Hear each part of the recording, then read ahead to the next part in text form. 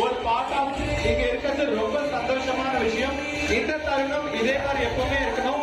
இதே மாதிரி எப்பவுமே நீங்க Riya Mehndi and makeup and Riya trust வந்து கண்டிப்பா வந்து சப்போர்ட் பண்ணணும். நிறைய விஷயங்கள் எங்களுக்கு சப்போர்ட் பண்ணணும்.